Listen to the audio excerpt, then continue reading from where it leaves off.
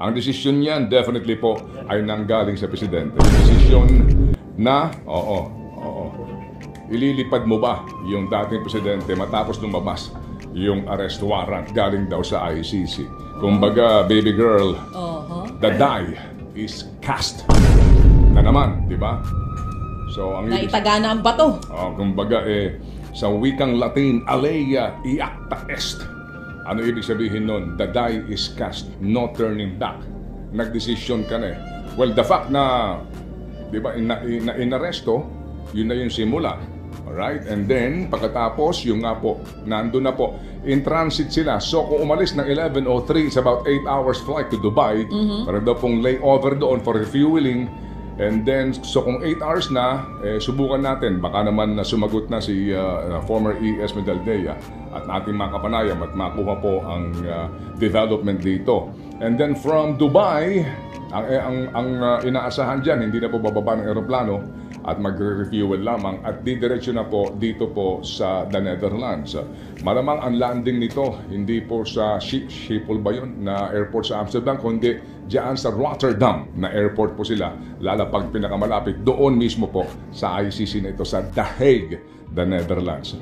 And mga kapatid, nasa atin naman linya ngayon para natin malaman ano ba ang kanila pong next move dito. At kagabi po, meron po kasing inilabas na press release kahapon, kagabi, ang Supreme Court late in the afternoon, kaya marami nag-aabang nako, malamang makakuha ng TRO. Sila Senator Bato de la Rosa, sila Atty. Torion na naghain ng petition for certiorari, kumbaga kine-question nila itong galaw na ito ng gobyerno, and then prayer for TRO. So, ngayon po lalabas na academic na, lalabas na moot na yung TRO kasi yung pinipigilan ninyo nangyari na eh. Pero yung kaso po doon sa pag-question o sa pag-aresto, palagay ko po buhay pa yon. Pero yun nga, no, kung kahapon po ay naglabas ng TRO ang Supreme Court, hindi po mangyayari ito. Pero hindi natin kine-question yun. Yan po ay desisyon ng ating pong mga maestrado. Ang sabi ng Supreme Court, di ba? Dahil daw po ito'y napaka-importante, nagsabi po si Supreme Court Chief Justice Hesmundo na magkaroon ng special raffle sa kung sinong maestrado po ang hahawak sa kaso. Wala pong binanggit kung nagkaroon na po ng raffle, meaning ngayon meron na pong maestrado na in charge dito. Pero mukha pong walang nailabas na Supreme Court TRO. O yun nga yung unang tanong din ng mga kapatid natin. Ngayon po na papunta na ang Pangulong Duterte dito sa The Hague, Netherlands. What's next? Ano nang susunod? At yan ang unang tanong din sa akin ni Dimpy at Seth kanina. Na naitanong ko rin sa'yo, baby. Sabi ko nga sa'yo, so wala na palang epekto itong TRO kahit pa maglabas sila. O hindi na talaga sila maglalabas at all. Pero isa pang katanungan, kung sakali man, yung powers nga ng Pangulo. Kung di naglabas ng TRO kagabi, pero kung sinabi ng Pangulo na hindi tayo makikipag-cooperate pa rin sa ICC, so pwedeng hindi natuloy ang pagpunta niya sa the Netherlands? Kasi di ba the President has been saying in the past, paulit-ulit, na hindi makikipag-cooperate. Noon na, dati ito, ang Pilipinas sa ICC. Pero napakinggan mo naman siguro ngayon laman ng ating mga balita. Yes, yung kanyang press con. Yung sinasabi ng Presidente, hindi kayo na pong bahala mag-isip dito Pero ang rason dito ng Presidente, hindi tayo nakikipagtulungan sa ICC. Yan, okay? Tayo nakikipagtulungan sa Interpol. Yan ang sinasabi niya. Compliance with Interpol. Kasi daw po yung Interpol, katuwang natin yan, para sa pagtugi sa mga puganting Pilipino at doon po sa ilang mga individual na nagmalabi sa mga Pilipino.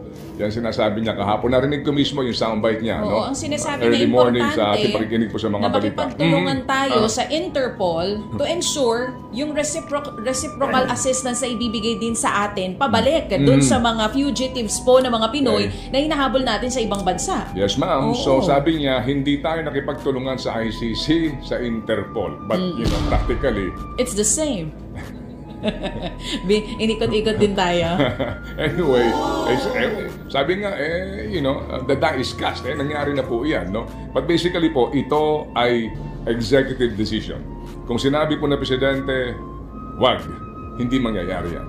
Igalang na po natin yon dahil yan po naman kanyang kapangyarihan. And definitely, ako po ay naniniwala na bago nila ginawa ito, pinag-isipan nila itong mabuti.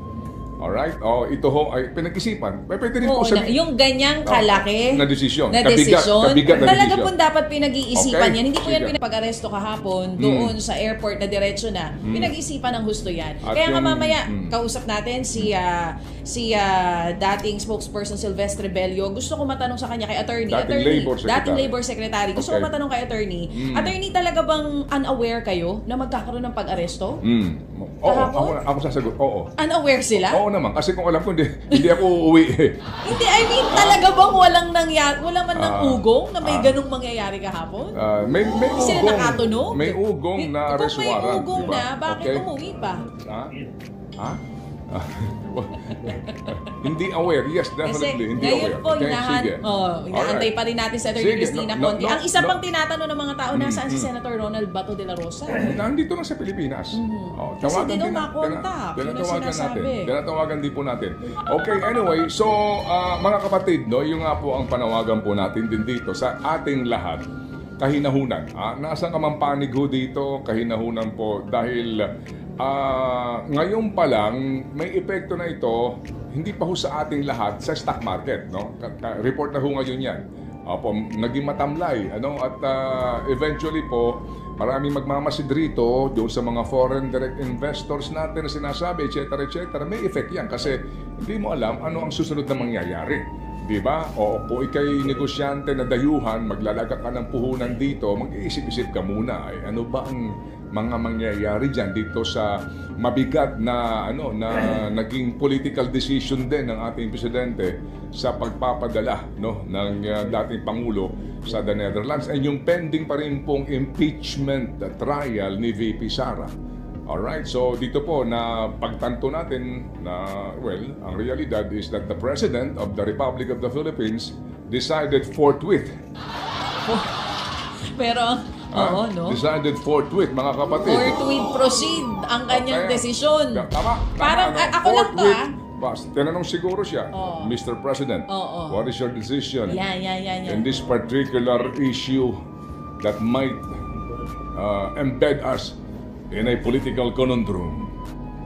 Well, we have to take it within reasonable time. Hindi. Hindi ganun na naging sagot. Okay. Yung forthwith decision ng Pangulo, siguro yun ay wake-up call din, para sa ating Senado. Mag-forthwith proceed na rin kayo. Magpapagal pa ba kayo? Easy.